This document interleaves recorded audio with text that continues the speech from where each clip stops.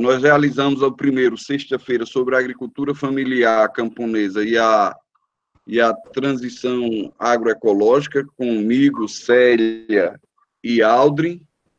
E hoje a gente vai discutir sobre a caatinga. Vamos discutir com a professora Dilma Trovão, e com João Macedo, pesquisador hoje no Procas, mas pesquisador do INSA, de grande experiência e vivência com a caatinga. E a ideia, o que é que nós gostaríamos? De fazer um bate-papo mais descontraído, onde a gente fosse conhecer a caatinga na sua formação científica, na sua estrutura científica, mas também na vivência que nós temos com a caatinga, certo? Então, qual é a ideia nossa? É fazer uma fala que a gente conheça melhor a caatinga, que é o ambiente fundamental das pessoas que trabalham no semiárido e com o Instituto Cariri. Tá bom? O que é que a gente pede em termos de organização? Que quando esteja uma pessoa falando, todos desliguem o microfone. Lógico, não precisa desligar a câmera, mas todos desliguem o microfone. Então, qual vai ser a organização? Nós vamos começar com Dilma, ela vai fazer uma apresentação. Depois de Dilma, aí João vai fazer uma apresentação, mas algo assim que a gente possa falar. E pedir também para que, quando vocês quiserem falar alguma coisa, fazer pergunta, falar alguma coisa, usem o chat. Você vai aqui onde tem essa casinha assim, escrita, essa chamada, você clica lá e aparece onde você fazer as perguntas, onde você realizar as perguntas e as dúvidas.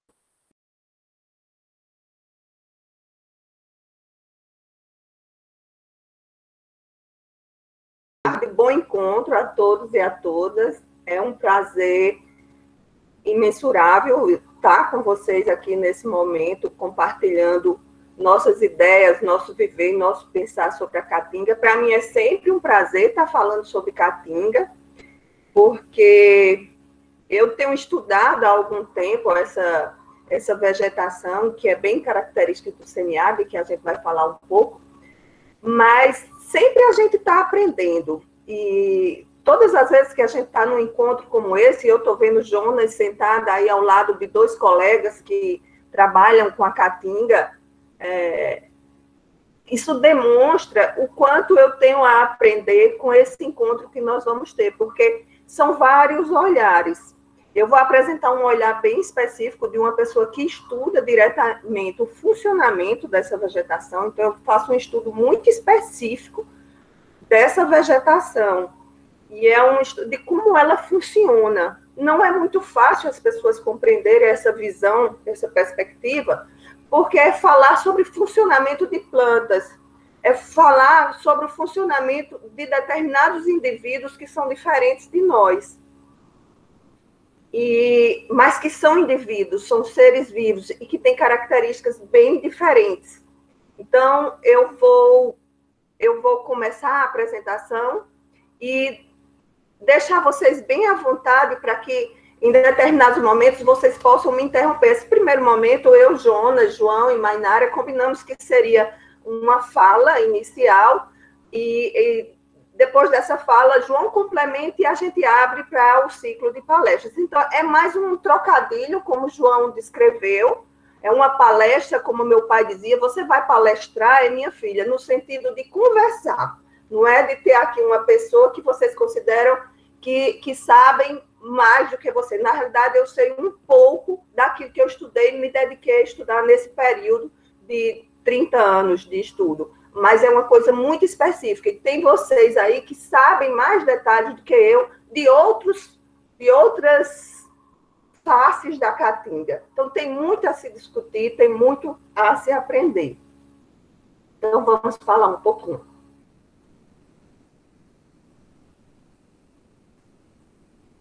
Bem, quem é a caatinga ou o que é a caatinga? A caatinga é uma vegetação bem característica do semiárido brasileiro. Vocês poderiam dizer que a caatinga é um bioma que ele é diferenciado de todos os outros biomas, mas por si só os biomas se diferenciam. O que é necessariamente que a caatinga tem que diferencia e que traz para ela características tão peculiares? O que é que faz da caatinga um ser, uma entidade diferente, um complexo de fisionomias diferentes? É porque, na realidade, a caatinga está subjugada ou ela é resultado de uma associação de características de solo e de clima que são muito específicos e que lhe dá uma condição de semiaridez. É um bioma que está inserido em um campo que apresenta um déficit hídrico constante. E esse déficit hídrico ele tem moldado determinadas estratégias que respondem ou que se relacionam para funcionar bem nessa condição de escassez hídrica. Eu não sei se vocês todos assistiram a semana passada, mas o Jonas definiu primorosamente as condições de clima a que estão submetidas a caatinga e outras vegetações que também se encontram no semiárido. Mas, de maneira geral, a gente observa a caatinga, que é a vegetação mais abundante, que chega a compreender um espaço físico de 850 mil quilômetros quadrados, aproximadamente, e ela corresponde a cerca de 11% do território brasileiro. Então, vocês imaginem que tem uma vegetação no Brasil que predomina sobre uma área de 11% do estado brasileiro. E aí, essa vegetação tem um traço bem marcante. É que quando a gente está no período de seca, que no Nordeste varia de 6 a 9 meses, e às vezes esse período de seca permanece por vários anos, nós vamos encontrar uma vegetação que aparentemente é uma vegetação morta. Quem vem de outros estados, quem vem de regiões mais úmidas, que chegam aqui, pensa que a vegetação está toda morta. E, na realidade, essa vegetação ela está escondendo, ou ela está guardando características que são características fantásticas de funcionamento. Quando a gente compara a caatinga brasileira, essa vegetação que predomina no semiárido brasileiro, com outras vegetações semiáridas do mundo inteiro, nós vamos ver que nós temos a mais rica e mais diversa vegetação. Nós vamos ter um número de espécies muito maior. Dentro dessas espécies, nós vamos ter espécies que são características nossas, que nós denominamos na academia como espécies endêmicas, cerca de 300 espécies que só se encontram aqui na caatinga, de espécies vegetais, tá, gente? Nós vamos encontrar só aqui. E, além disso, além de ter essa riqueza e essa riqueza muito grande, e esse nível de endemismo muito grande, uma outra característica é que nós temos uma diversidade também muito grande. Professora Dilma, o que é diversidade? Por que é que a senhora se refere à diversidade quando a senhora falou em riqueza de espécies? É porque diversidade é quando a gente trata da equabilidade, da igualdade de distribuição entre os diversos indivíduos das diversas espécies. Então, ela se equaliza, ela se distribui de uma forma que o número de indivíduos de cada espécie são números abundantes também, quando essa vegetação está bem conservada. A beleza da caatinga ela não se restringe ao período chuvoso. Jonas e os demais colegas que vivenciam a caatinga se alegram muito com as chuvas quando chegam, porque ela traz uma exuberância bem característica para a caatinga. Ela traz tonalidades de verdes diversos, e isso aflora aos nossos olhos. Normalmente, a beleza da caatinga é vista pelos agricultores, por aqueles que a vivenciam e pelas pessoas de fora nesse momento.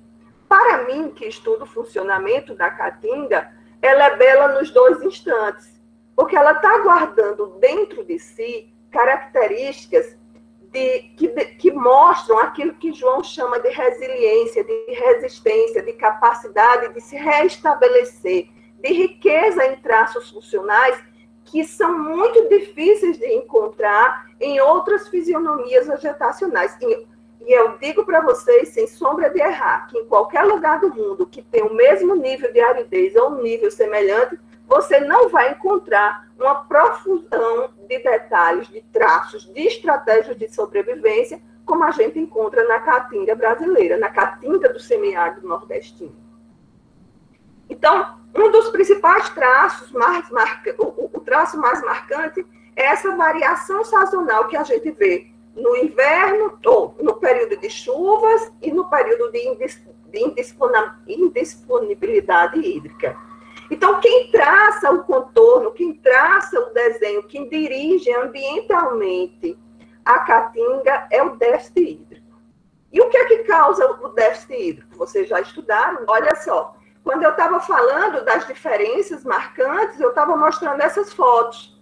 Estava mostrando a caatinga na seca, no período de indisponibilidade hídrica, e a caatinga no período de disponibilidade hídrica, que a gente vê a diferença bem marcante, e eu dizia para vocês que a beleza da caatinga está em ambos os tempos, tanto no tempo da indisponibilidade hídrica, como no tempo da disponibilidade hídrica. Como eu dizia para vocês, o que desenha, o que dirige é o déficit hídrico. E o déficit hídrico ele é ocasionado pelo estresse lumínico, pelo nível de temperatura, pela temperatura, principalmente pelo nível de precipitação e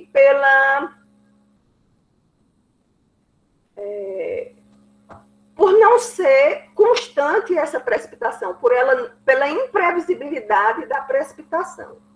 Então, é um conjunto de fatores que faz com que a caatinga ela tenha essa característica de variação sazonal nessa sua fisionomia, nessa sua cara, nas caras que as caatingas apresentam. A caatinga ela não é uma só, ela é uma profusão de fisionomias, de 9 a 12 fisionomias diferentes. O que é que isso significa? Significa, Jonas, que se você for em São João do Cariri e observar, por exemplo, a distribuição de cactáceas, e você for no sertão, a distribuição das cactáceas ela vai ser feita de forma diferenciada. Você não vai encontrar a mesma composição no Cariri e no sertão. E dentro do sertão você vai encontrar também diversas composições. Por quê? Porque a caatinga ela resulta de uma associação de fatores que faz com que ela apresente tal ou tal face. E para ela apresentar essas faces, ela estabelece estratégias. Quais são as estratégias? Bem, quem conhece a caatinga sabe que nós temos uma vegetação que, quando a gente compara, por exemplo, a vegetação da Mata Atlântica, a vegetação da floresta amazônica, ela é uma vegetação baixa. Ela não tem uma alta estatura. E por que as nossas plantas são baixas? Quem trabalha com a caatinga sabe que nós temos pouca água no solo. Tanto é que qual é o período que se cultiva o feijão, o milho e outras culturas de subsistência? Justamente no período de disponibilidade hídrica. Imagine que você é uma planta de grande porte, e você precisa crescer numa condição de disponibilidade hídrica. E a água na planta, os agricultores sabem, a água ela vem do solo, atravessa todo o corpo da planta e vai até a sua copa. Imagine o quanto é difícil levar água da raiz até a copa. Isso ocasiona um problema que a gente chama de falha hídrica ou falha hidráulica. É como se uma bomba, imagina uma planta com 20 metros lá na floresta amazônica, ela tem que levar água por 20 metros, por 40 metros, por 50 metros. uma bomba é que faz isso para a gente, é levar a água até a superfície. E a planta, ela tem que fazer isso para alimentar, para fazer com que a água chegue às suas folhas e sua folha fabrique o seu alimento e constitua o seu corpo. Então, numa condição de escassez hídrica, a planta não cresce muito. E o que é que a planta... E aí vocês, quando a gente compara, quando os estudiosos comparam as várias regiões do mundo que têm condições semelhantes de aridez, eles perceberam que essa é uma característica das plantas que vivem em ambientes semiáridos para não sofrerem esse processo de falha hídrica. Ora, se eu não consigo levar água até em cima, então eu cresço menos. Essa é uma característica, uma estratégia que as plantas da caatinga têm para não morrer por falha hidráulica. Eu não sei se vocês lembram, há uns 3 anos atrás, apareceu uma reportagem, 3 ou 4 anos atrás, foi depois do período de seca, eu não sou tão boa com essas marcações de tempo, e apareceu uma reportagem no Jornal da Paraíba em que uma professora, colega nossa, falava de uma doença que estava afetando a espécie de juazeiro, que o juazeiro estava morrendo. Pedro, meu marido, ele me dizia, olha, as juremas estão morrendo, até as juremas estão morrendo. E estavam morrendo por quê? Por falha hídrica, porque chega numa situação de falta de água no solo que a planta não consegue levar a água até sua copa. Então, ela chega a morrer por falha hídrica. Esse trabalho aqui que vocês estão vendo, que é um trabalho, aí vocês dizem assim, tem gente que estuda a caatinga no mundo, tem gente que estuda a caatinga, tem gente que precisa compreender esses fenômenos para saber até se é possível, depois com as mudanças climáticas globais, a gente trabalhar outras espécies que não suportam o déficit hídrico com características dessas nossas espécies que suportam o déficit hídrico. Então, esse trabalho tem a participação de um colega nosso da UFPB, o professor Rivete, que percebeu que as plantas da caatinga, elas produzem uma tubulação, um arranjo diferente das outras plantas que chegam a alturas mais elevadas em locais que têm disponibilidade hídrica. O que é que essas plantas, como é que elas se organizaram? Tendo baixa altura. Eu já passei do meu tempo, eu estou vendo aqui. Elas começaram a fazer um arranjo de crescimento em que as suas ramificações elas têm extensões curtas. Então, elas crescem para os lados e não para cima. E crescendo para os lados, elas não aumentam a superfície de elevação de água, elas deixam quase todas elas com a mesma extensão. Então, são esses conjuntos de características que fazem da caatinga uma vegetação muito peculiar e muito forte. E aí eu vou detalhar esses traços à medida que nós formos conversando com o João. Tudo isso aqui demonstra como a caatinga, ela entende a sua natureza, ela entende o entorno de si para se proteger, para se desenvolver e para suportar a escassez hídrica. Eu vou assinalar para todos vocês, mas uma outra coisa que nós vamos tratar hoje, nessa discussão, nesse bate-papo, é como conservar. Conhecendo essas características, a gente tem que pensar que essa vegetação, qualquer que seja a vegetação, ela que permite que todos os outros organismos vivam a partir dela, tenham interações a partir dela. Não existe animal, não existe o homem, se não existem os vegetais. Então, a gente tem que saber manejar, respeitando a natureza, conhecendo a natureza, percebendo os sinais que a natureza tem, através, por exemplo, da comunicação que essas espécies têm entre si. Elas se comunicam, sim. As plantas se comunicam. As plantas se comunicam entre si, entre indivíduos da mesma espécie, entre indivíduos de espécies diferentes, e, além disso, ela ainda dá sinais para a gente do que está acontecendo na natureza. Então, a gente vai tratar sobre isso, sobre essas interações também, e vamos falar um pouquinho sobre essa relação caatinga, homem e a pandemia, porque nós estamos vivendo essa pandemia hoje, o que é que está acontecendo, o que é que isso tem a ver com a natureza. Na realidade, como as plantas é que subsidiam todo o restante da cadeia que está sobre ela, quando a gente começa peremptoriamente a alterar essas condições de vida, desmatar, promover invasão biológica, trazer outras espécies de outros ambientes para aqui, a gente começa a destruir um equilíbrio. E quando a gente abala o equilíbrio, determinadas espécies podem se tornar pragas. Então, o constante agravo à natureza, que seja a caatinga, que seja a outro tipo de vegetação, ou que vá afetar algum equilíbrio natural, vai poder promover a existência de várias pragas. E foi isso que aconteceu nesse momento. Nós estamos vivendo a existência de um vírus que nem é tão letal assim, mas que tem promovido abalos enormes na população humana. Por quê?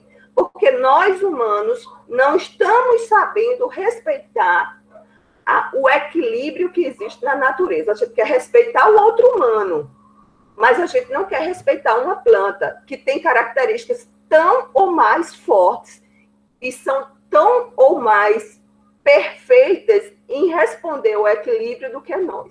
Então, gente, eu me ponho à disposição, eu sei que João vai ter uma fala inicial, e eu teria muito mais coisas a falar, mas a gente termina se perdendo no tempo, né? Então, não quero comprometer mais, deixa esse momento para que João possa falar.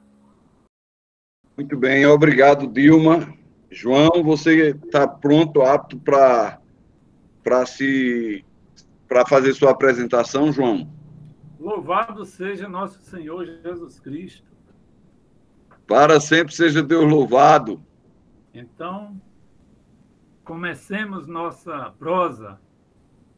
Bom, para mim é uma alegria muito grande compartilhar esse momento com a professora Dilma Trovão e poder dar a nossa contribuição nesse ciclo de debate que o Instituto Cariri, né, sabiamente vem organizando. Isso é muito importante. Eu queria só falar um pouco da minha vivência como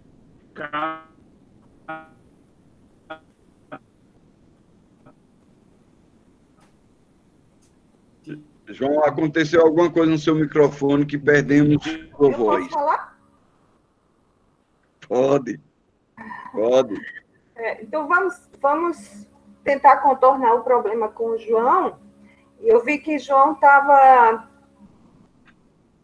falando da vida dele com a caatinga, né? Tem uma colocação. Pode.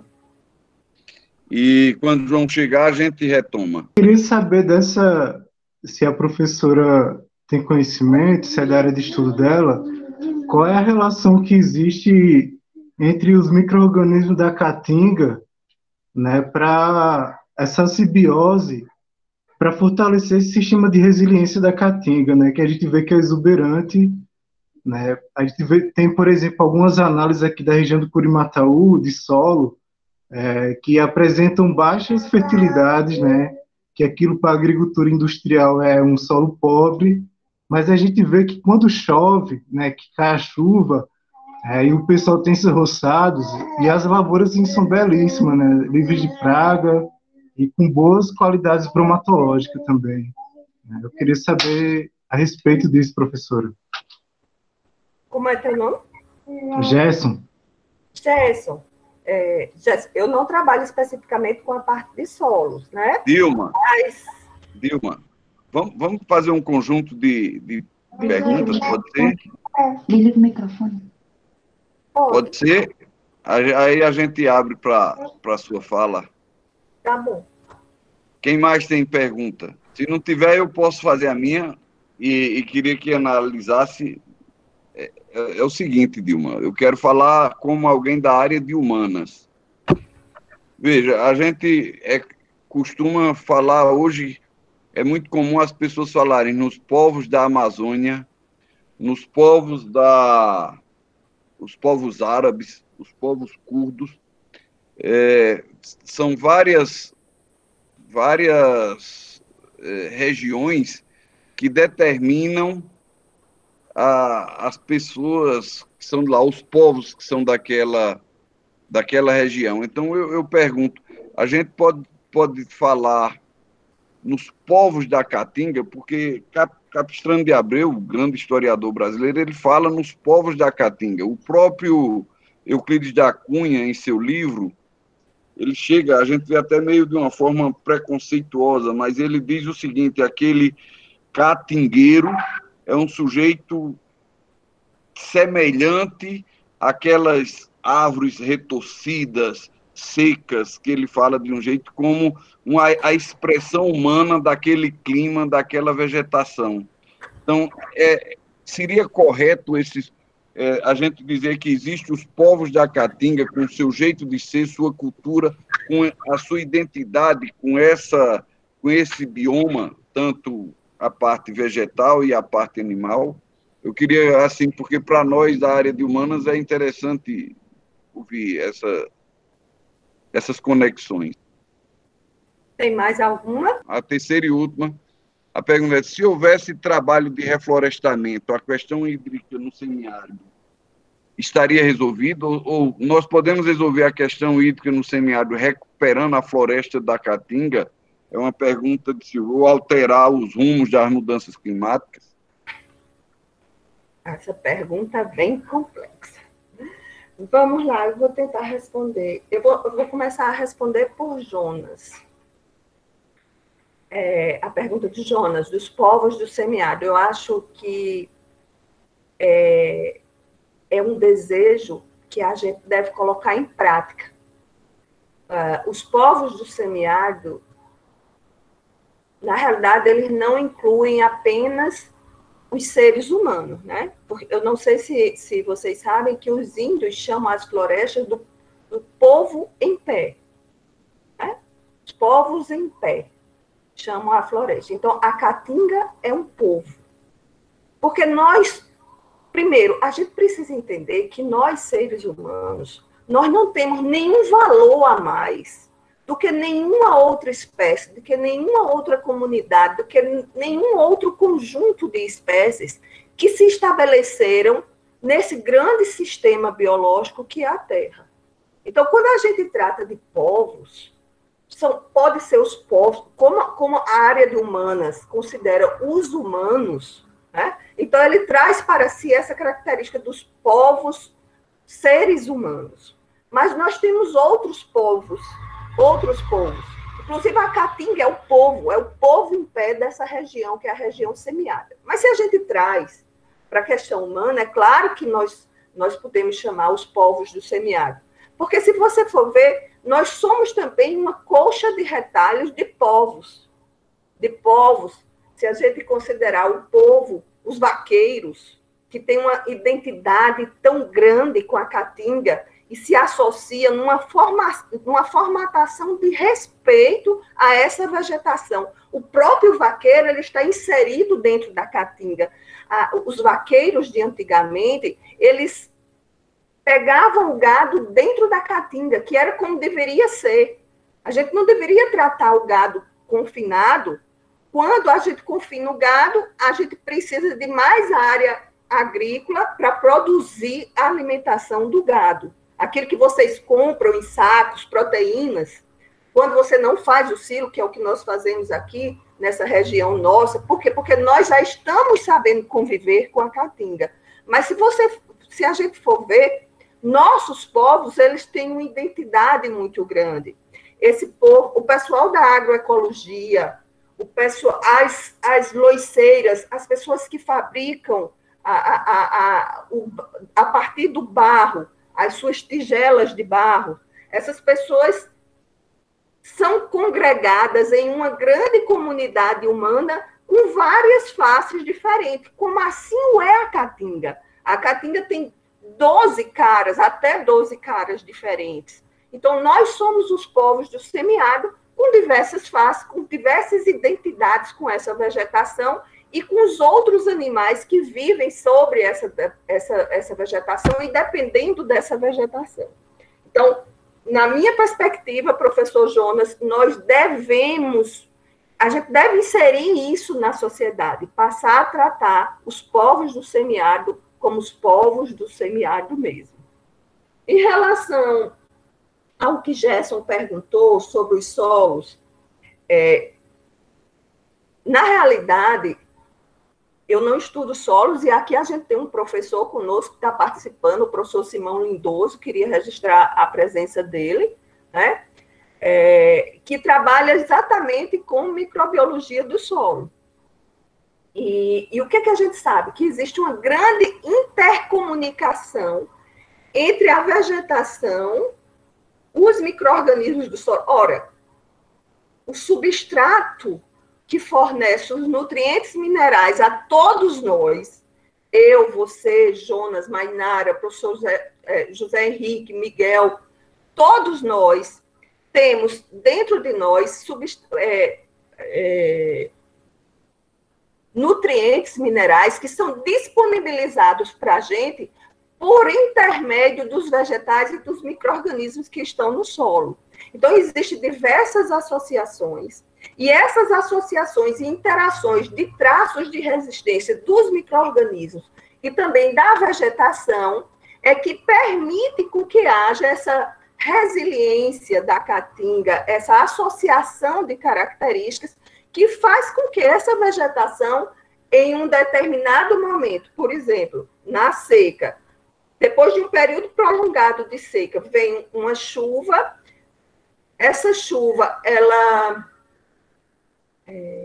dá uma descarga, digamos assim, através dos receptores que existem nas raízes das plantas, consociada com os micro-organismos, e esse conjunto de ações gera, dentro da planta, uma síntese de hormônio que faz com que seus brotos, seus botões comecem a germinar e comecem a expandir, né? Haja a brotação das gemas, essas gemas se expandam e em apenas uma semana nós temos folhas completamente expandidas. Desculpa, aqui apareceram umas coisas. Então, essa associação de traços das plantas, e às vezes as plantas, elas têm traços que se combinam entre si. Imagine a COVID, a doença COVID-19. A COVID-19, ela é uma doença que ela se formata em síndrome. E o que é que isso quer dizer? Que a doença, ela pode afetar diferentes partes do organismo. Ela é uma doença sistêmica. Ela pode afetar o coração, ela pode afetar o cérebro, normalmente ela afeta o sistema respiratório. Imagina a planta da caatinga. A planta da caatinga, ela pode ter folhas recortadas, folhas muito recortadas e madeira muito densa. Folhas muito recortadas e madeira muito densa, com associação de micro-organismos, formam uma síndrome. É um conjunto de características que se envolvem, se interconectam, formam compromisso para que essas plantas respondam aos primeiros a primeira presença de umidade no solo, a uma expansão tão grande ocasionada pela associação desses traços que configuram essa síndrome. Eu não sei se eu fui clara para você, Gerson, mas eu tentei responder seu questionamento. E eu não lembro quem foi que fez a pergunta. Mas, Nara, vocês estão me vendo? Sim, estamos vendo perfeitamente. Sim. Quem foi, Jonas, a pergunta do reflorestamento? Foi professor Silvio Santos. Professor Silvio Santos. Olha só. A caatinga, ela é uma vegetação que ela se configurou com essas características pelo déficit hídrico. Então, primeiro, a gente tem que considerar que ela é dessa forma, foram milhares de anos para ela apresentar essas respostas adaptativas que se configuraram em estratégias tão efetivas em um processo de indisponibilidade hídrica. Quando você me pergunta se a gente, reflorestando a caatinga, o nível de água aumentaria, é mais ou menos isso, né? Se ela ia se tornar uma vegetação úmida. Nós vemos que, dentre as caatingas existentes, as caatingas que estão em resquícios, em fragmentos com maior disponibilidade hídrica, de fato, elas têm características diferentes. Mas a gente tem que ver que nós estamos numa zona equatorial sujeita a diversas condições ambientais que configuram esse clima semiárido.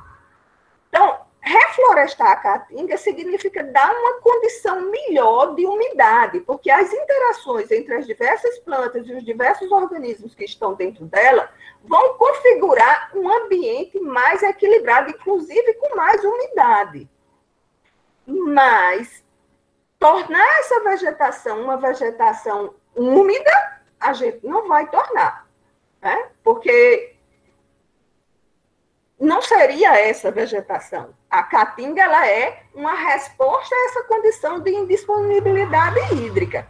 Você pode mudar a face da caatinga, né? Reflorestar a caatinga significa você permitir com que haja um equilíbrio, interações ecológicas, serviços ecossistêmicos melhores. Se você tem uma caatinga bem equilibrada, com a quantidade de espécies, característica de clímax, assim, de auge de riqueza de espécies, você vai proporcionar um ambiente melhor em termos de vivência para todos os organismos que estejam ali dentro. Inclusive, se a gente for pensar para o campo das pessoas que trabalham a vegetação de caatinga para a produção de culturas de subsistência, para a criação de determinados animais domésticos, se a gente tem uma caatinga bem manejada, se a gente tem um sistema agroflorestal organizado, onde você tem as espécies da caatinga numa definição que seja satisfatória para a caatinga, e também a introdução daquilo que a gente precisa para sobreviver, nós vamos ter um ambiente mais equilibrado que proporciona um bem viver a todas as espécies, não só a nossa espécie. A gente tem que considerar que nós não somos superiores a nenhuma outra espécie.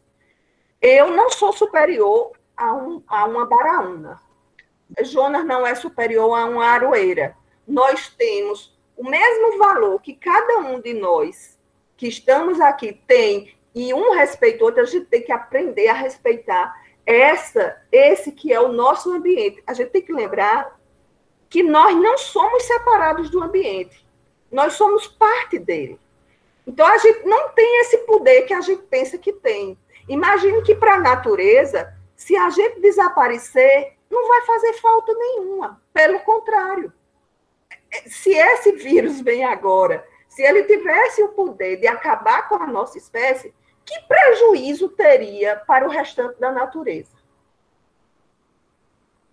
E por que nós achamos que nós somos melhores do que as outras espécies? Então, eu passo agora a palavra a João para que ele inicie sua fala. Pessoal, tem várias questões aqui colocadas. Eu solicito a Henrique, Yara, todo o pessoal que quer falar, Adelaide, para falar depois de João, pode ser? Porque está muito interessante o debate, o pessoal quer discutir o agronegócio, questão agrária, e tudo isso na relação com a caatinga. Muito interessante o tanto de questões e temas que estão aparecendo aqui no chat. Então, João, a gente quer te ouvir, João. Espero que tenha resolvido o problema agora, depois a gente coloca essas questões, certo? Vamos lá. Louvado seja nosso Senhor Jesus Cristo, João. Para sempre seja louvado. Rogar, Padre Inciso, para que esse negócio apareça. Mas, enquanto não aparece as imagens, eu vou falando a partir da imagem que eu tenho na cabeça de cada recanto do semiárido que a vida me proporcionou a caminhar e a pôr os pés nesses lugares e aprender com a natureza e aprender com o povo que vive ali.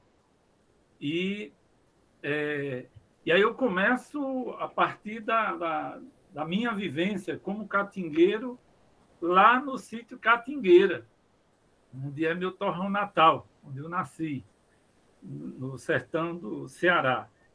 E compreendendo o que é a caatinga, que é o semiárido, né, nas suas diferentes faces, né, do ponto de vista ambiental, que é uma verdadeira coxa de retalho. Então, a caatinga é esse ambiente, né, que você vai perceber a resistência que ela tem, a resiliência, que é a expressão maior da resistência, que é essa capacidade que a caatinga tem de, num período bem mais longo do ano, né, de 8 a 9 meses, ficar em total dormência e depois de iniciado as chuvas, 10, 15 dias depois, tu não conhece mais aquele lugar. Então, essa é a grande lição, né? O grande ensinamento que a caatinga dá dessa capacidade dela de resistir, de se ressurgir no momento em que você achava que estava tudo acabado ali. Então, você vai pegar a caatinga a partir das regiões fisiográficas, né, bem determinada que há no semiárido, né, nessa expressão da caatinga, que aqui a Paraíba é o que tem de maior, né, desses ambientes, né, a maior diversidade. Você pega o Curimataú, os Cariris Velhos, o Seridó, o Médio Sertão. Dentro do Médio Sertão, você tem duas ecorregiões fisiográficas também, como o Seridó e o Piancó, e você vai lá para o Alto Sertão, está lá a expressão maior da caatinga também, né? Que lá ela se ajunta, né, ao que é de caatinga de Ceará dentro, né, que vai para o Piauí, que sobe depois para Pernambuco, Bahia, né, Sergipe, Alagoas. E nessas regiões, né, você tem, por exemplo, se você pegar o Ceará, né, além da grande região do sertão, você vai ter lá dentro a região dos Inhamuns, uma expressão muito forte do que é a caatinga na sua forma diferenciada do que é a maior parte do sertão. Então, conhecendo esses ambientes, né, que a gente vai entendendo, né, por que a caatinga, né, que está ali muito bem situada a partir do equilíbrio, né, e da interação solo, clima, plantas, animais, os seres humanos que sempre habitaram elas, né? E depois, com a chegada do colonizador, né? Como que houve essa... Então, você está aí, graças... Bom, agora parece que melhorou, tá bom? Melhorou. Pronto. Melhorou, pessoal. Eu quero muito apresentar o que eu fiz aqui na minha apresentação, porque vai nos ajudar, né, ilustrando onde está cada coisa dessa que nós estamos falando, inclusive a partir do que a professora Dilma já explicou, né, e mostrou também, a partir do conhecimento, né, gerado na academia, que nós queríamos fazer o link com as experiências concretas que há pelo semiárido afora. Certo? Então, eu gostaria de lembrar, por exemplo, que essa grande diversidade de plantas que a caatinga possui, né, catalogado até hoje, são mais de 1.000 espécies. dessas mais de 1.000 espécies vegetais, 600 espécies são arbóreas, são espécies lenhosas, né? Que aí está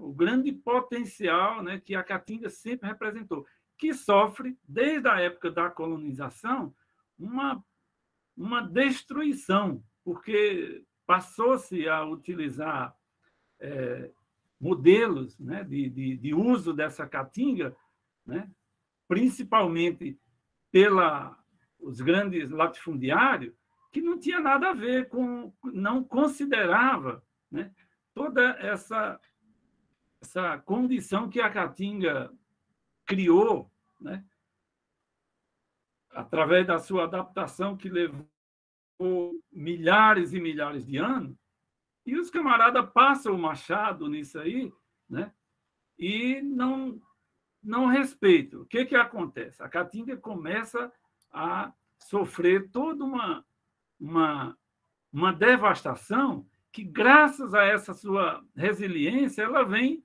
se recuperando, mas já não se recupera mais como se recuperava antes. E aí você tem uma situação, né, de devastação muito grande, né? Por exemplo, quando um umbuzeiro, né, com a sua capacidade de resistência e de adaptação ao semiárido, né, desenvolveu através do seu sistema radicular, né, o sistema de armazenamento de água e minerais através da formação do xilopódio, né, modificou suas raízes para poder criar aquele mecanismo de defesa.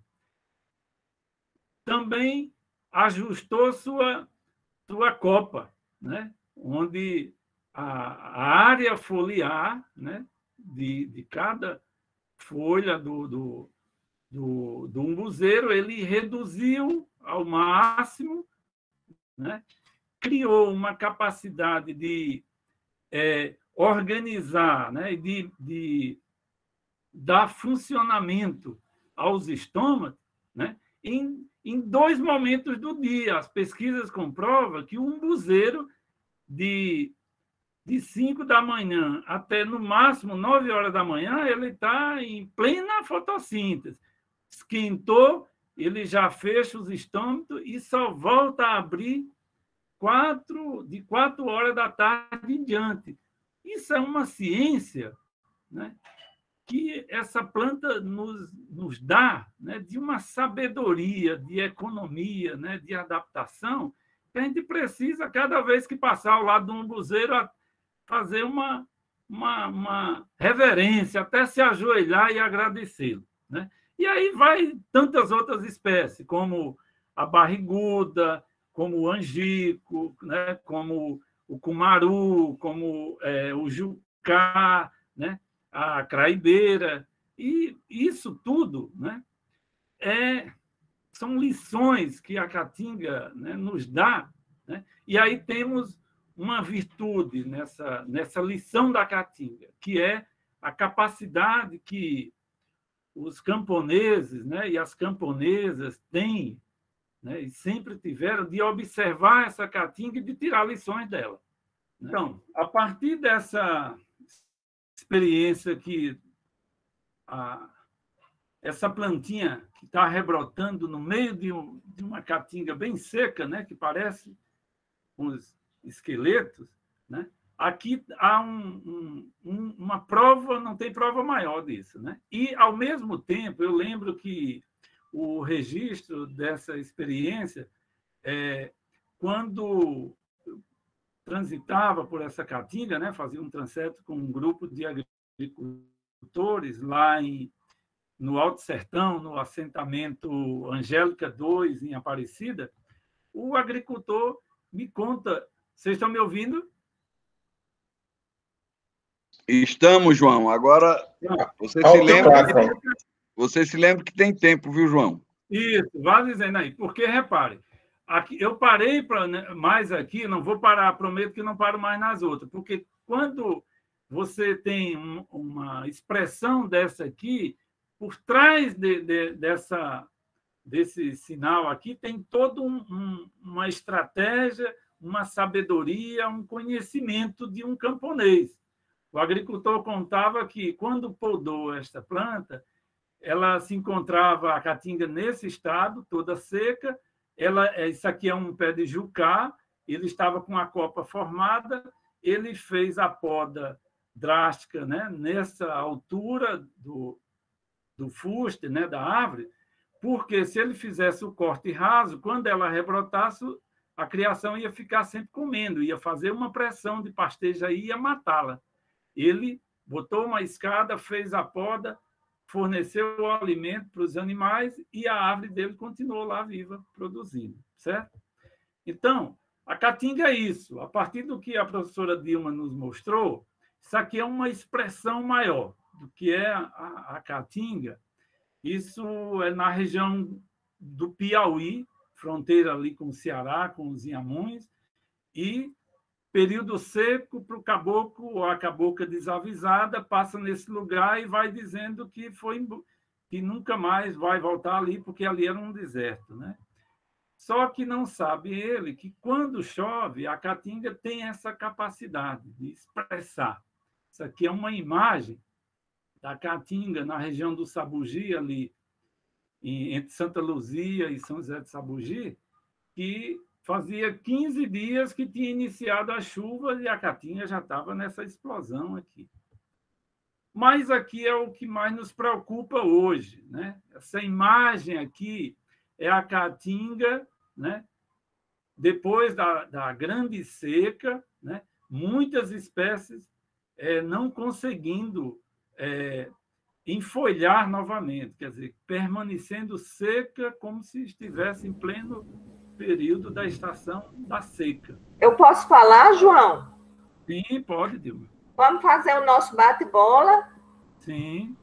Olha só, gente, eu queria atentar para o detalhe dessa postagem que o colega João colocou para você, para a gente, né? O que é que a gente verifica? Que, primeiro, que aí está tendo um problema, como ele frisou bem, após várias secas, sucessivas secas, a vegetação, ela aparentemente, ela está morta.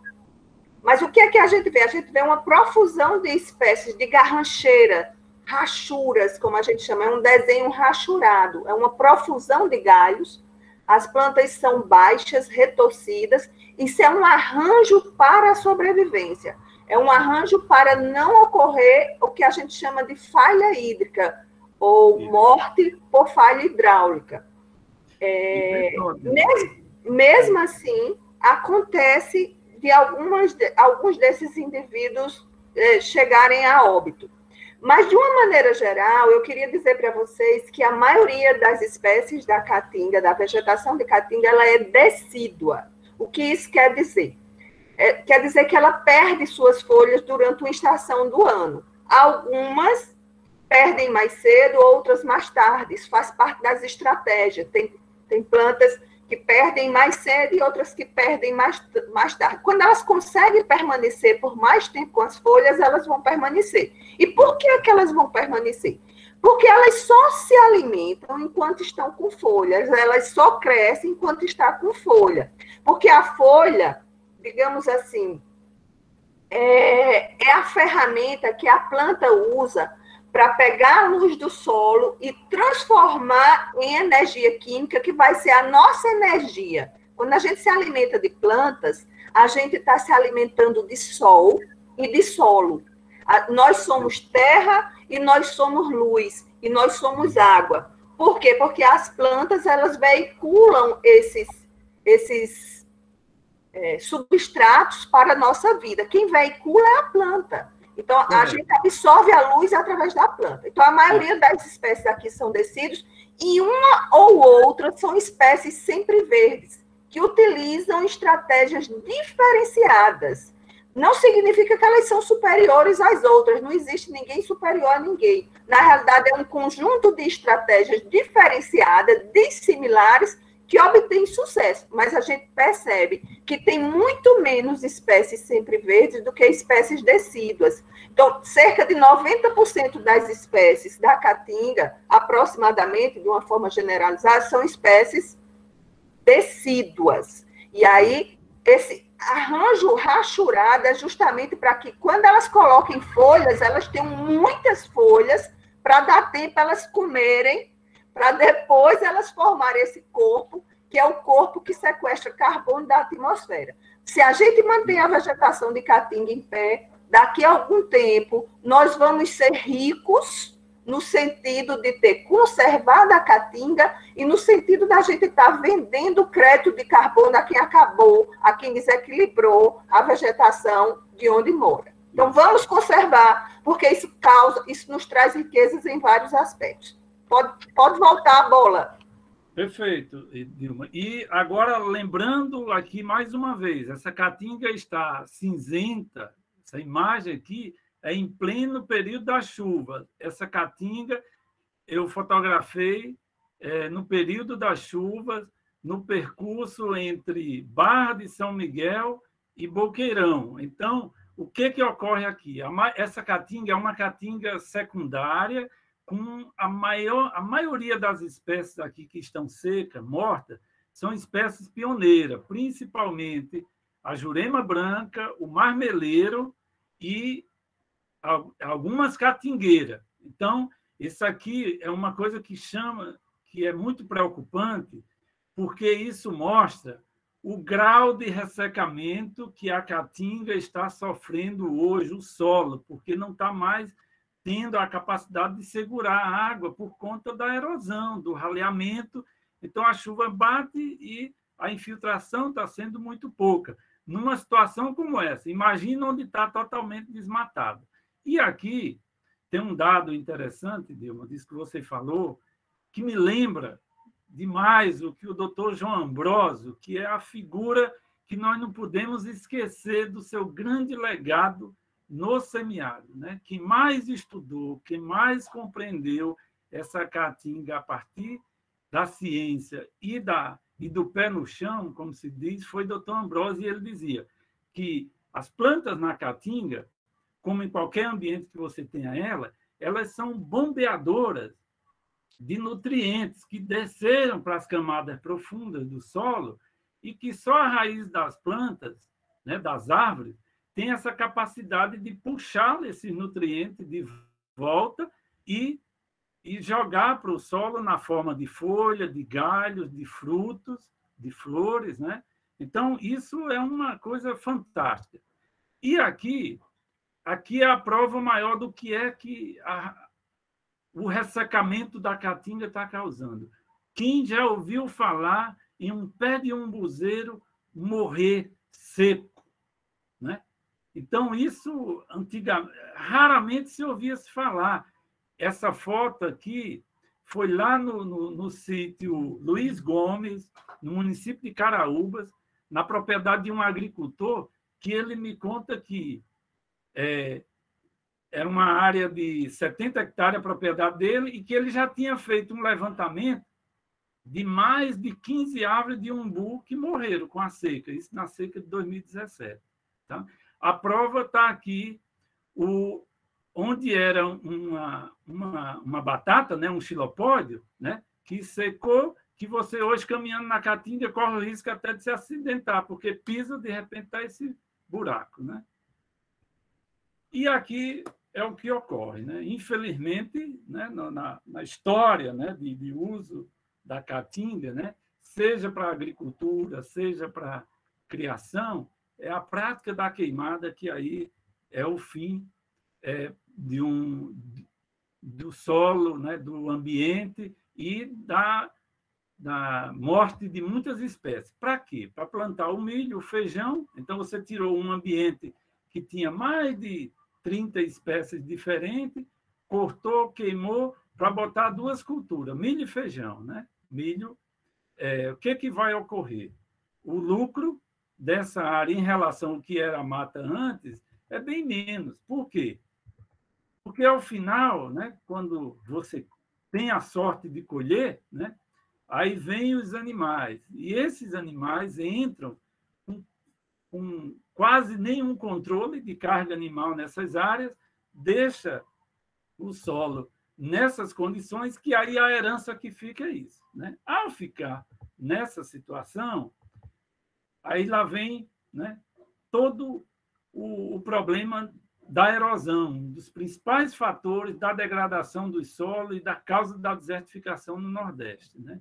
Você tem aqui a erosão laminar, onde você fica perguntando, e pedra nasce? Olha a quantidade de pedra que está aqui, que você tem marca de que há 40, 50 anos atrás essas pedras não existiam nesse ambiente, né?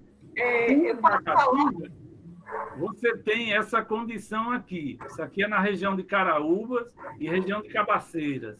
Erosão laminar em plena caatinga, onde não tinha cultivo, onde não tinha plantio de pastagem. Estava a caatinga livre, mas sob pressão dos animais, solo desprotegido, e aí a erosão aqui, ó, descobrindo a raiz das plantas. Isso é uma caatingueirinha morta pela pressão de pastejo, os animais roendo a casca, e também pelo arraste do solo, né, da erosão laminar. Nessa outra foto você pode ver a mesma coisa. E vem os problemas da erosão de sulco, né, dentro da própria caatinga, né? Então, nessa situação, aqui aparece o nosso Cariris velho, principalmente essa região de Cabaceiras, São Domingos do Cariri, Caraúbas, Barra de São Miguel, subindo ali para o Congo, né? Isso é a expressão de que é uma caatinga no seu estado de agonia. Ou você né, isola essas áreas e protege, ou a deixa elas livres, né, sem nenhum cuidado, vai ficando nessa situação. Por conta disso, né, aqui no semiárido, o que é possível se trabalhar em termos de trabalhar as tecnologias socioambientais em que os agricultores e as agricultoras possam ter o domínio dessas tecnologias, né, sem ser aquela tecnologia cara, exógena, né, que venha de fora, mas uma coisa que você constrói a partir do conhecimento local e da prática. E aqui eu gosto de mostrar sempre esse paredão de pedra de um agricultor no sertão de Pernambuco, 1954, já tinha intuitivamente uma sabedoria de construir, de aproveitar as pedras para limpar o terreno e formar os paredões para segurar o solo dele. Esse camarada, esse senhorzinho, que a gente vê ele aqui de costa, na parte jusante da parede é a altura dessa vara toda. Na parte montante, olha o quanto de solo já tem acumulado aqui nessa área dele, que já formou um neobaixio. E você sai andando na propriedade dele, onde tem condições de pedra, ele organiza, faz isso. Com base nisso, aqui na Paraíba, a gente tem umas experiências muito boas. Isso aqui é no assentamento, lá no Alto Sertão, um grupo de agricultores visitando a estação experimental do INSA, vendo a experiência da tecnologia base zero. Pessoal, eu queria que alguém desligasse o microfone, que tem um cachorro latindo. 15 dias depois, olha esse pessoal já fazendo. Então, aqui é a prova de que o agricultor ou a agricultora, quando vê, ele acredita, né? E aqui na região do Alto Sertão, o pessoal construindo a tecnologia, período da chuva, olha o efeito já aqui desse sistema, né? E região do Seridó, do Rio Grande do Norte, a região ali de Parelha, um núcleo de desertificação pesado. Região de São José de Sabugi, olha a situação de erosão nesse solo e como, a partir, né, dessas tecnologias, a família passa a ver que era necessário e fundamental fazer. E aqui, em Barra de São Miguel, no assentamento Novo Campo, isso aqui é uma intervenção que a gente fez enquanto Procase, né, a nossa UERGP, eu, Miguel, Dora, Elvira, estimulamos, junto com o pessoal da CPT, também lá nesse assentamento, a fazer uma prática, né, fazer uma capacitação, uma oficina, o resultado é isso aqui já. Então, veja que esse ambiente, como era antes, né? No ano seguinte, quando choveu, já está, esse sistema de barramento já está quase nivelando aqui com o topo dela. E região de Santa Luzia, São José de Sabugi, também, além desse controle, onde já tem a erosão pesada, né, nas Vossorocas, nos riachos, é conter a erosão laminar, ou erosão de sulcos, né, pequenos, por dentro da caatinga. E aqui você adota, por exemplo, o sistema das curvas de nível, das linhas mestras, com os cordões de pedra. Esse agricultor está medindo aqui nesse piquetezinho, que ele, quando fez, ele piquetou, deixando com 35 centímetros de altura. Ao final da chuva, ele foi lá com a trena, mediu, só tinha 29 centímetros de altura, quer dizer, acumulou 4 centímetros de solo, né? Quando a gente sabe que os dados, né, das perdas de solo aqui no semiárido nos dá uma informação que é alarmante. Para cada centímetro de solo que a gente perde aqui no semiárido, num hectare de solo, está indo embora aproximadamente 100 toneladas de solo, que é o solo mais fértil. Que nessas 100 toneladas de solo já se contabilizou-se que vai embora mais de 300 quilos de nitrogênio, mais de 400 quilos de fósforo, mais de 1 tonelada de potássio e mais de 2 toneladas de matéria orgânica, né? E aqui a outra prática que é fundamental na caatinga, fazer o enriquecimento, né? Aqui você pega as espécies chaves que são adaptadas para cá. Aqui é um umbuzeiro no período da chuva, aqui um umbuzeiro, dadas as condições, né? No período da seca, ele está aqui resistindo, né? Quando bate uma chuva, ele já enfolha bem e nos dá a lição. Aqui a bacia de captação e a cobertura morta, que é fundamental. Que é uma experiência que eu tive a oportunidade de conhecer em Centro-Sé, na Bahia, no Alto Sertão baiano, né? Com as experiências de recatingamento na comunidade de Fartura. Isso aqui é uma área de 250 hectares de recatingamento.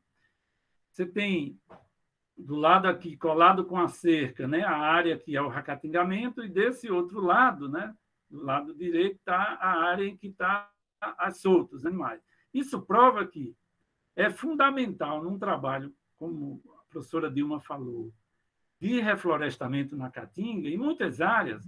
Se você isola, a própria caatinga faz a sua estratégia de repovoar novamente. Agora ela não aguenta mais, tá tudo solto, né? Sofrendo toda hora a pressão de pastejo. Isolou, protegeu, e se tem, em alguns locais, você pode entrar até com uma espécie, mas só em isolar, a caatinga já dá uma resposta formidável. Aqui é um sistema de roçado para a caatinga, que o doutor Ambrósio pesquisou na Embrapa, lá em Sobral, por mais de 20 anos. É o que ele chamou de roçado ecológico ou sistema SAF Sobral, que é o sistema agro-silvopastoril, né? Vocês precisam ver essa senhora, Dona Maria, tem um videozinho no YouTube de 5 minutos dessa experiência lá no Alto Sertão, o depoimento que ela conta desse roçado, nesse sistema, como deixa o ambiente bem mais resistente a enfrentar os períodos de veranico, né? Ela conta lá, vocês vão poder ver direitinho. Então, esse sistema SAF é um sistema que você entra na caatinga, né? Cortando, né? E deixando uma cobertura, um sombreamento de até 20%, de 20% a 30%. As árvores vão ficar dispersas, mantendo um espaçamento mínimo entre árvores de, no mínimo, 5 metros. Vai aproveitar o material mais grosso, né? Lenha, estaca, vara, estacote, e o garrancho você vai enleirar nesses camalhões, formando essa boa proteção para o solo, que depois de 2, 3 anos, esse material terá já se decomposto e vai estar ali uma matéria orgânica fantástica, uma das melhores matérias orgânicas que nós temos, que é a matéria orgânica lignificada, certo? Aqui é uma experiência no núcleo de desertificação, no sertão do Ceará, né, que é o núcleo de Irauçuba, né, em plena seca, esse povo conseguindo colher feijão e milho no sistema de aproveitamento de água em cisternas de calçadão, mas usando uma tecnologia que é indispensável para o semiárido, que é a cobertura morta. Aqui é a cobertura morta que eles usam a partir de um recurso que eles têm lá com bastante favorecimento, que é a bagana da carnaúbeira. Então, a carnaúba, eles extraem a cera e aquela palhada rateada, né, no momento que eles estavam retirando a cera da carnaúba, fica esse material fantástico para a cobertura do solo. Eu lembro que o doutor Ambrosio uma vez me contou que na fazenda dele lá no município de Santana do Acaraú, no Ceará, ele estava orientando teses de doutorado, dissertação de mestrado, com reposição de fertilidade de solo, né? Inclusive num solo que é bastante complicado, né? Que é os argissolos, com esse sistema de cobertura, né? E aqui é tudo isso que a gente procura, né? Na prática, fazer com os agricultores, né? Esse ensinamento, né? Fazer essa troca de conhecimento, lembrando a eles de uma sabedoria, né? De um conhecimento que o Padre Cícero já há 60, 70 anos atrás, ou bem mais, há 80, 90 anos atrás, já sabiamente fazia essa síntese, vamos dizer assim, de transmitir um conhecimento de como conviver com a seca e de como ter essa harmonia com a caatinga, né? E eu agradeço e vamos abrir agora para o debate. Né? João, muito obrigado, João. Muito obrigado. Valeu, mestre. Sua experiência é riquíssima. Muitas dessas coisas que João apresentou aí eu conheço, andando com ele, viajando, conhecendo esse semiárido com João. Então, pessoal, estão abertas as perguntas. Antes das perguntas específicas, tinham duas pessoas querendo fazer colocações. Era o professor Henrique, do IF Pernambuco, e Yara Gervásio. Então, Henrique, você pode fazer sua colocação, depois a gente abre para Yara, ok? Eu gostaria, inicialmente, de dizer da minha satisfação em estar participando, né, dessa atividade, porque a minha trajetória de vida, de algum modo, como sertanejo da Paraíba, está muito relacionada a tudo isso aí, né?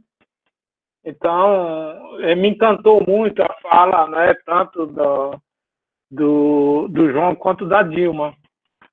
E eu não tenho, evidentemente, nada a acrescentar especificamente falando. Eu gostaria apenas de fazer um registro, mais especificamente a respeito da fala da Dilma. Né? Eu gostaria, Dilma, de parabenizar a você pela fala por duas razões. Né? Primeiro, muito clara, né? A sua capacidade de tratar da questão. Estou me referindo ao conhecimento vasto que você tem e trouxe e pôde apresentar aqui para a gente. Mas eu acho que tão importante quanto a quantidade do conhecimento é a maneira como você aborda essa questão. Fiquei muito contente quando você trata, né, essa relação do homem com a natureza quanto uma unidade que existe, né? Porque costuma-se dizer que o ser é um só. O que existe, na verdade, são formas distintas e diferentes de sua expressão, né?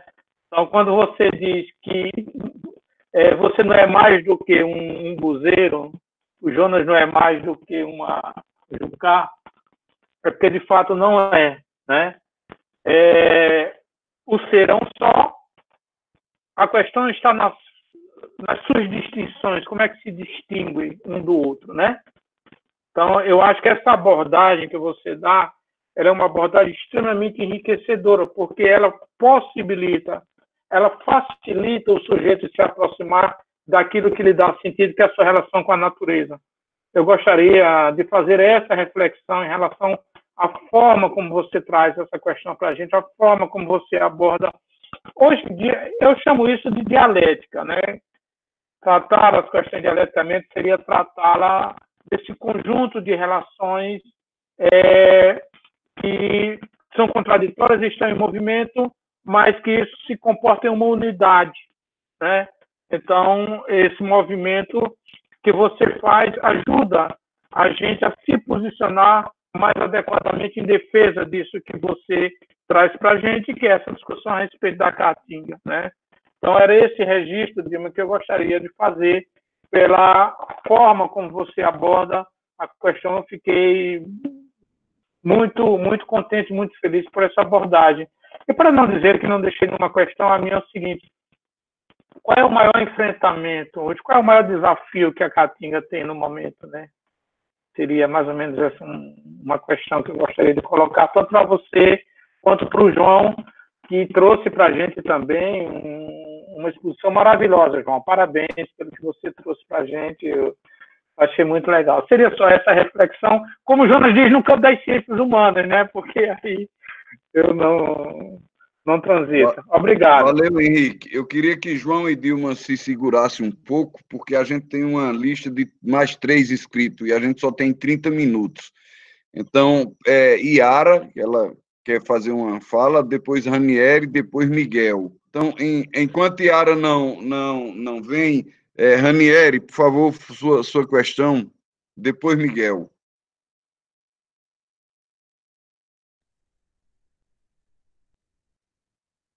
Ranieri, você tem que colocar o microfone.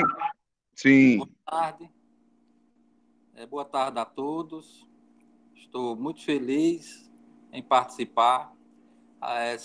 Sexta-feira passada eu participei, mas não tive a oportunidade de interagir.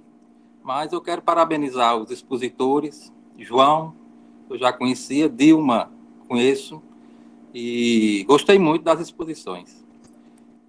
Fico assim até emocionado pela identidade que nós temos com o semiárido. Eu sou do Cariri, vocês sabem disso, né? E fico assim muito satisfeito porque a gente vê que o semiárido, que foi sempre, eu posso dizer assim, abandonado, esquecido, mas de um tempo para cá ele tem mostrado assim um potencial extraordinário.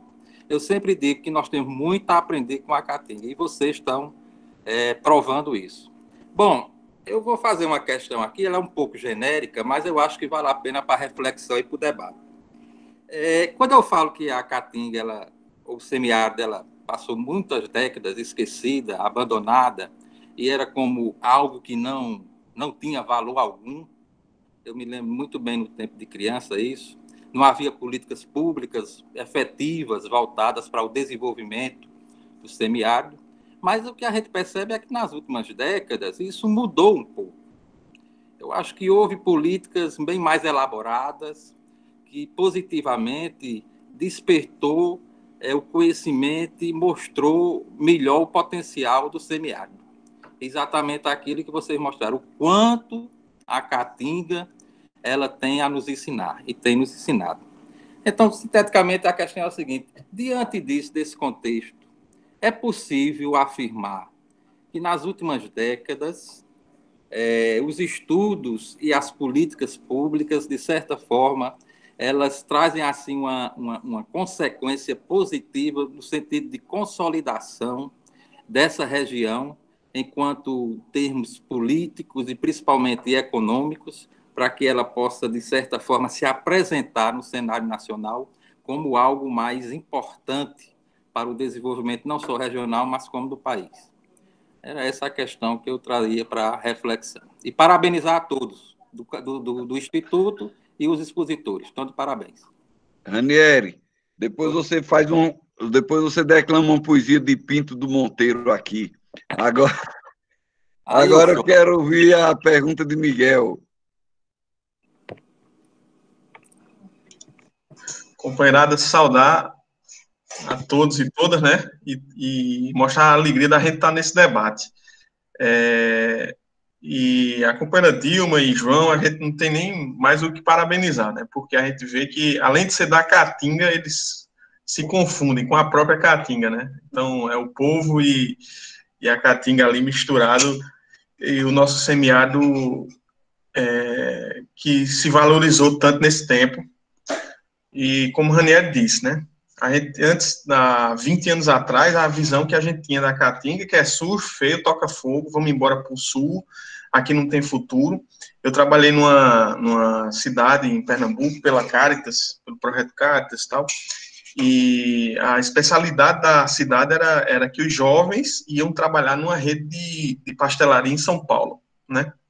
Como é triste, veja como é triste isso, né? A turma no semiárido de Pernambuco, e não tinha nenhuma oportunidade e tinha que migrar. E, diante dessas mudanças, a minha colocação é mais essa provocação, é essa mudança de paradigma, de visão do nosso semiárido, e que acabou intensificando, né, deixando de forma mais intensiva as escolhas técnicas que a gente faz. Então, mais vale hoje você ter 100 hectares, 50 hectares, né, de uma propriedade, e você manejá-la de forma prepositiva, manejando a caatinga, manejando o solo, a água de forma adequada, plantando a palma. Quem diria que há 5 anos atrás, a palma, eu vou falar 2 experiências, né? A palma fosse irrigada, né? O Jonas, com a equipe lá, da turma boa lá do INSA, das tecnologias sociais, Jonas, Daniel, João Macedo, né, o próprio Aldrin, e o próprio Daniel Duarte provocou essa história da irrigação, né, dos palmares, a partir da experiência que conheceu aí, salvo engano, né, Jonas, aí em Caturité, acho que era algum dos trovão daí que tinha uma palmazinha irrigada, né? Sim, Caturité é o berço da civilização caririzeira. E aí, o questionamento é justamente esse. 2 relatos. Meu pai, como eu falei isso no Instituto, essa história você já sabe, meu pai era muito conhecido, foi vaqueiro, e depois passou a comprar e vender gado, e ele uma vez chegou na fazenda, o fazendeiro chamou ele, disse, Branco, vem ver uma coisa bonita aqui. Quando o pai desceu da burra, ele disse que desceu da burra aqui, foi ver, estava um D6 fuçando na raiz de uma braúna, fazia 8 horas e não derrubava. Aí ele disse, tá vendo que coisa bonita aí, ó, a gente vai derrubar e vai plantar o capim-bufo, para virar pasto para bicho. Aí o pai olhou para ele e disse, doutor, o que dá comer a bicho no Cariri é pau. Aí o cara olhou assim para ele, se você não sabe de nada, não sei o que lá. Né? E a outra colocação, aí já é o filho do vaqueiro, né? Eu fui para a Bahia e a gente teve um intercâmbio dos projetos FIDA e teve um baiano lá, os caras apresentaram uma potência lá. Aí eu fui falar, inocentemente, né, de boa fé, fui dizer que na Paraíba a gente estava arrochando água na palma para a palma meter os pés. E aí o cara olhou assim para mim, humildemente, e disse, se palma não precisasse d'água, não tinha nascido cacto. Então, aí eu fui e disse, após vai na Paraíba, daqui 1 ano vai na Paraíba para você aprender a plantar palma.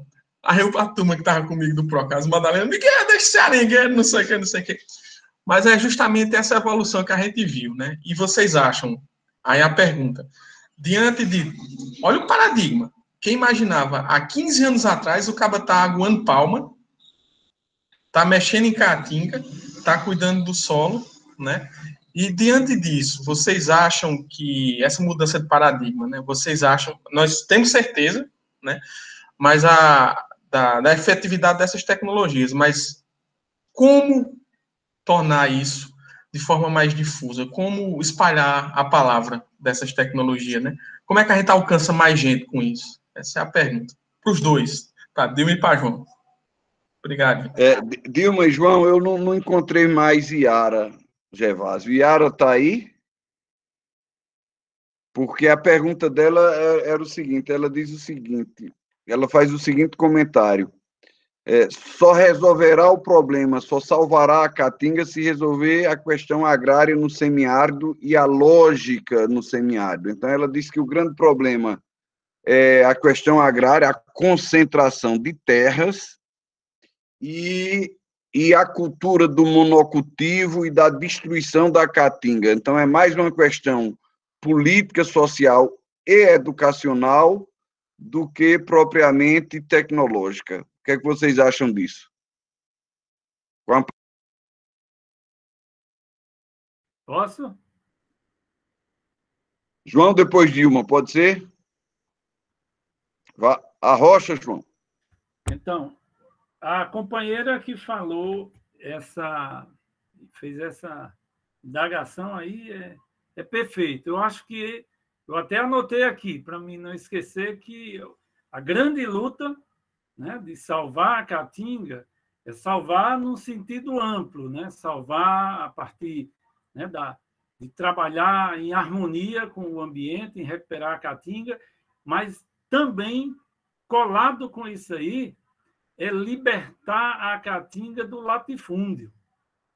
Libertar a Caatinga do latifúndio, eu acho que essa é uma palavra de ordem que não vamos salvar a Caatinga preservando, né, somente o Juazeiro, a Aroeira, a Baraúna, o Umbuzeiro, né, a Catingueira, o Pau-Ferro, o Frejó, e aí vai, sem libertar a terra, que é para deixar as pessoas livres para viverem na terra, cuidando dela.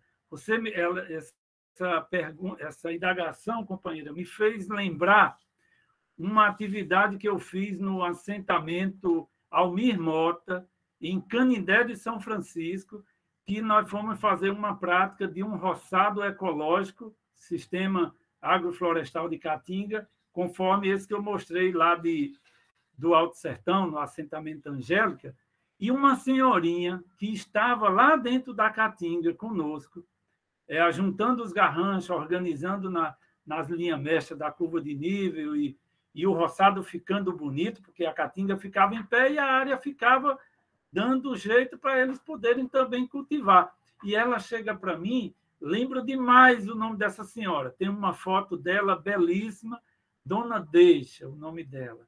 Num determinado momento, ela se aproximou de mim, a gente lá juntando, fazendo trabalho pelo meio da área, aí ela disse, seu João, hoje eu estou fazendo o que eu queria fazer em toda a minha vida e não podia fazer porque o dono da terra não deixava, o latifundiário.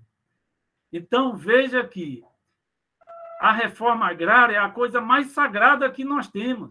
Você dá dignidade, dá cidadania ao povo e dá a condição dele aplicar os seus conhecimentos, de zelar e de cuidar da natureza, né? Então, isso aí é perfeito. Nós não vamos trabalhar a questão de salvar a Caatinga, né, com todos esses conhecimentos, né, e as tecnologias do manejo sustentável da Caatinga, sem também não libertar a Caatinga do latifúndio, certo? E com relação ao companheiro Miguel é uma figura que eu não... É um irmão, né? Um irmão da Caatinga, um irmão da luta. E, Miguel, eu acho que é a mudança de paradigma, né? E mudar os paradigmas da Caatinga, né? Desse modelo perverso que se perpetuou aí, né? E se ainda hoje, né? Os caras insistem em tratar a Caatinga, né? Com base nesse modelo do agronegócio, né? Usando técnicas e tecnologias que não tem nada a ver com as condições do nosso ambiente da Caatinga, só devasta, só destrói, né? Lembrar, Miguel, que o camarada lá da Bahia, quando falou que se cacto precisasse de água, não teria nascido com um cacto? Não. O cacto é um cacto que se adapta, né? É a lição maior de resistência na caatinga, mas ele carrega, vou até pegar uma frase aqui do nosso irmão Daniel, nosso querido caririzeiro Daniel Duarte, que quando você passa a mão numa linha de espinho de um facheiro, emite-se um som que é semelhante à água da biqueira de uma chuva, quando está lá caindo, enchendo a nossa latinha de querosene. Então, mostra que o cacto ele está lá, resistindo à seca, com todas as suas economias, toda a sua adaptação, mas ele carrega na memória a lembrança das chuvas, né? E Ranieri, né? É isso, sabe, Ranieri? A gente precisa, né, transformar, lutar pelas políticas públicas, né, condizente com a realidade, né, e com as condições da Caatinga, do seu povo que vive ali, né? Nós tivemos isso, né, um bom ensaio dessas políticas públicas, né, durante os governos de Lula e Dilma, né? A prova maior disso é que tem um estudo que comprova que, durante, né, esses governos, né, aquela seguridade que se tinha da renda mínima para as famílias da Caatinga, lá com o Bolsa Família e as outras políticas sociais, deu um fôlego à Caatinga, né? Isso, quando você vai ver o nível de desmatamento, né, de venda de lenha, tudo que saía dessas áreas, durante esse período reduziu-se bastante. Agora, infelizmente, corremos o risco, né, com esse governo perverso que está aí, esse desgoverno, da Caatinga também está aflita. Nós precisamos salvar o Brasil para salvar a Caatinga também, né? E eu muito feliz com a contribuição de vocês. Muito obrigado.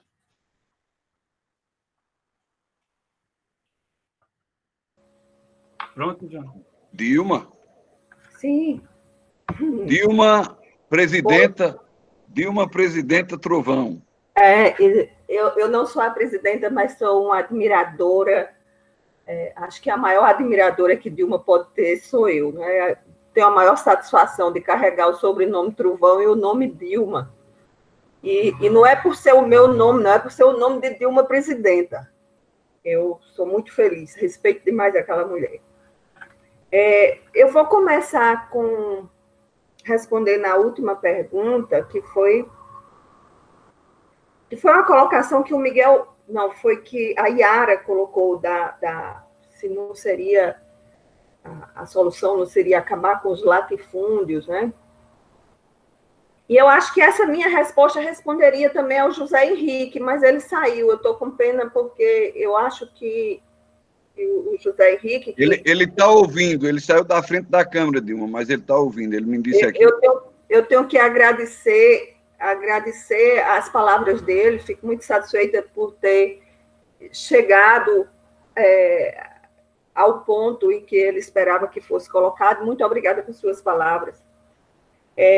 Bem, eu acho que não é libertar do latifúndio. O que tem que haver é uma mudança da concepção do homem, do que é propriedade, né? Nós não possuímos nada, nós não temos nada, a natureza não é nossa, a terra não é nossa. Então, eu pensava, eu tinha a esperança que quando a gente saísse dessa pandemia, a gente mudasse um pouco essa concepção de que existem grandes proprietários, pequenos proprietários. Na realidade, gente, nós pertencemos ao mundo, não é o mundo que nos pertence. Então, isso vai voltar àquilo que eu já coloquei anteriormente. Nós somos superiores, nós somos uma espécie muito numerosa, cheia de problemas, que estamos plantando a nossa própria extinção e continuamos com a mesma concepção de mundo, de que a gente deve escravizar pessoas, que a gente deve escravizar a natureza, que na realidade é quem nos dá a vida. Então, acho que o maior problema é um problema de concepção. É passar a ver o mundo na perspectiva do bem viver, de perceber que para bem viver, a gente tem que deixar de ter essa visão de posse, né? De ter essa coisa da propriedade. Quando a gente passar a perceber o nosso papel nesse grande sistema biológico, e se a gente não perceber, nós estamos cavando a nossa própria extinção, e isso não é para muito tempo, né? Isso não é para muito tempo.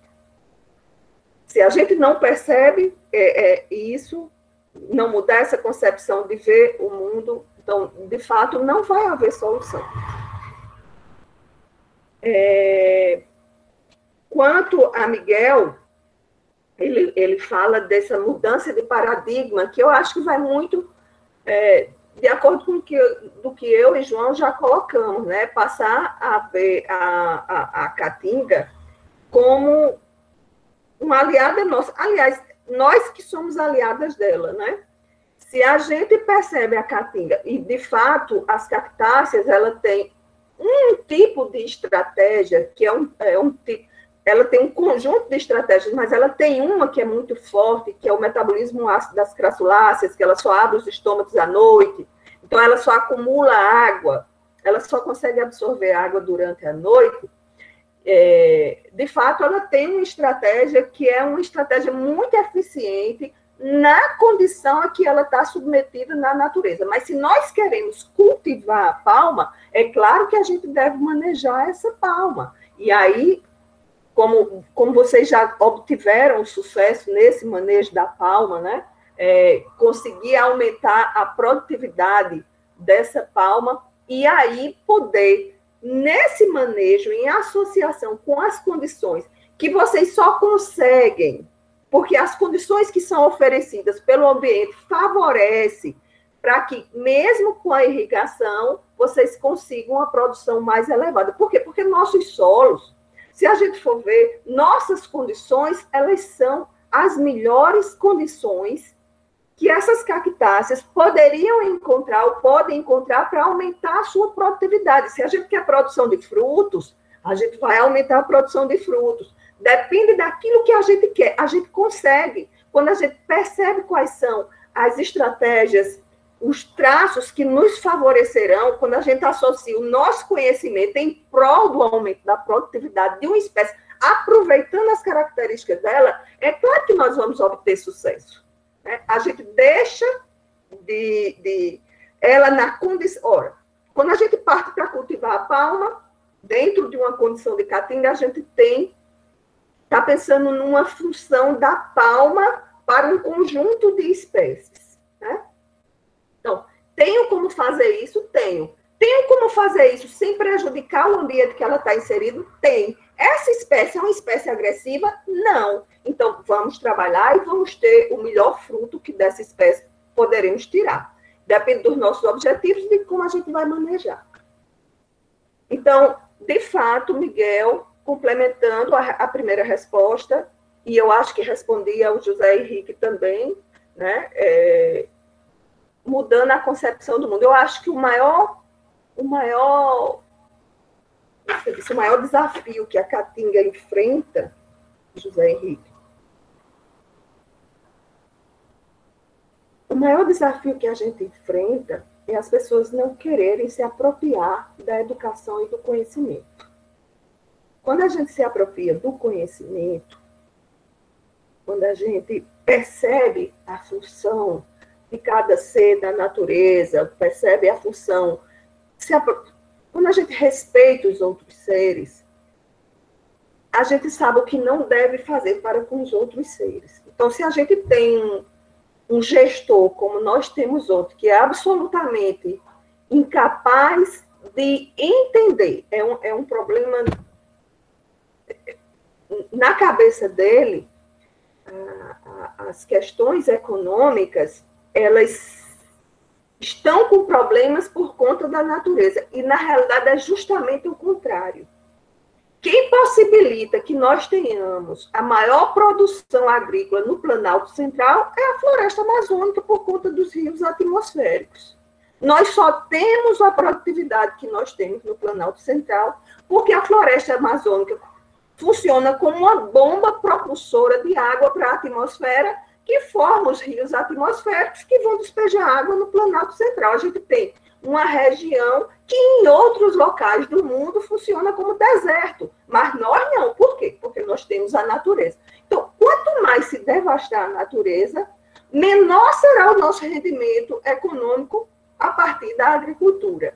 Até porque, além de tirar essa bomba propulsora, nós vamos estar retirando agentes polinizadores, nós vamos estar modificando o solo. A gente sabe que o solo da Amazônia não é um solo rico, nós vamos exaurir aquele solo, e aí os problemas serão muito maiores. Destruir a natureza é perder dinheiro.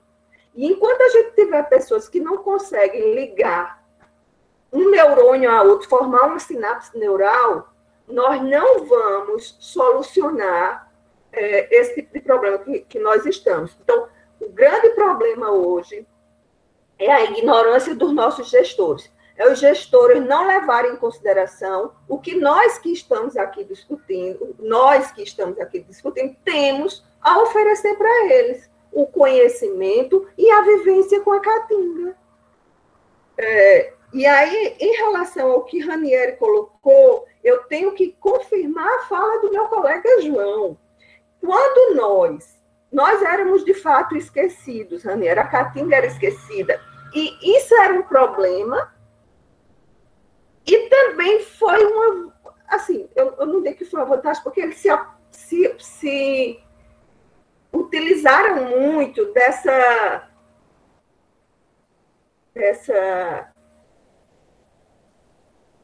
daquele senso comum de que a caatinga era pobre, que a caatinga era feia, e começaram a destruir a caatinga.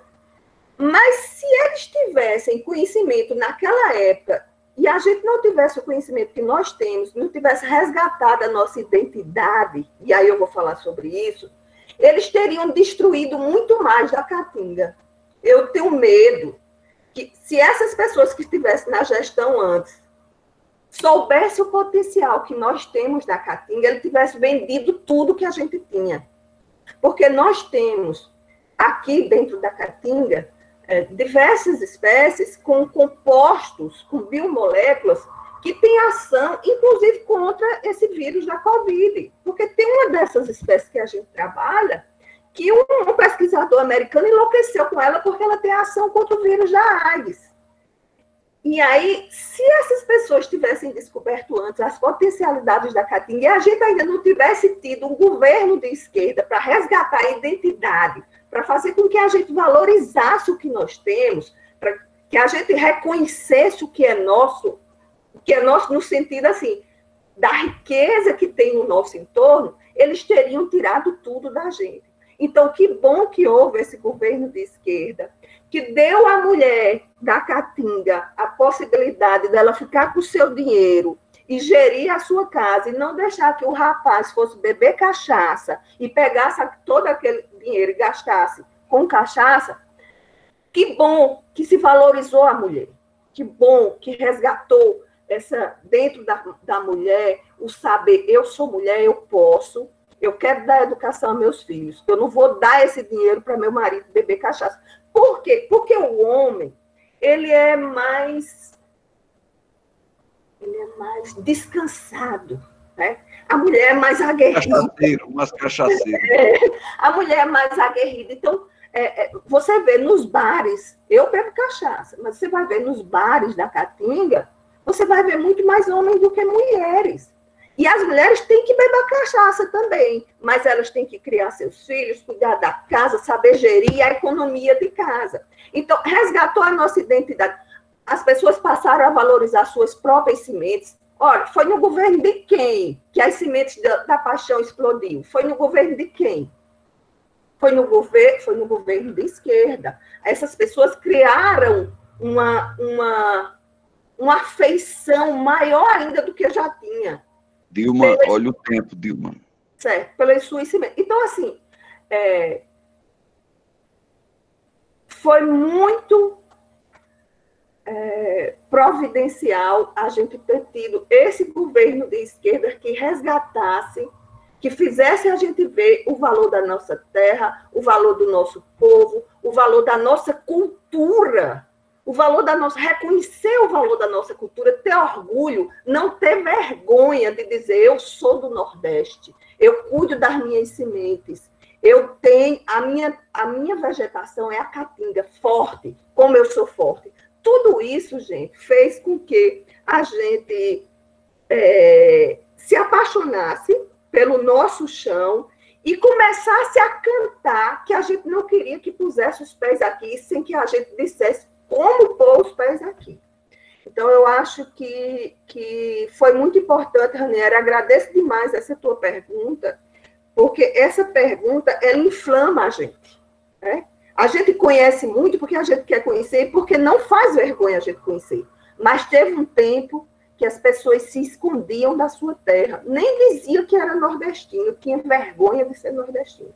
Pois nós somos. Eu agradeço demais a oportunidade de conversar com vocês. Jonas, mais uma vez, muito obrigada pela oportunidade de compartilhar com o João, com Mainara, com José Henrique, com o Ranieri, com o Miguel, com o Damião, com todos vocês, com os meus alunos e os de vocês também, esse momento de falar sobre o que é nosso, de falar sobre a nossa identidade e de falar que a gente tem que ter gente em gestão que não faça o que está sendo feito agora, né? Porque nós só estamos vivendo um problema muito maior do que nós estamos vivendo, porque tem como nosso gestor principal uma pessoa que não sabe que a natureza é muito importante para que não aconteça esse tipo de problema que nós estamos vivenciando. Muito obrigada a todos vocês.